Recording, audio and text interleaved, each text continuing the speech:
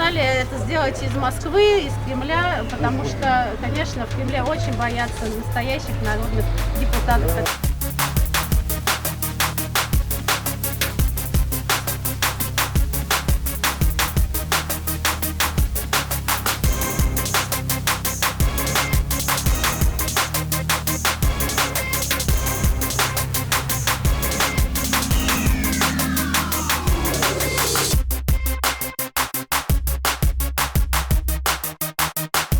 Не на выход. Россия, власть, она всегда будет такая полицейская.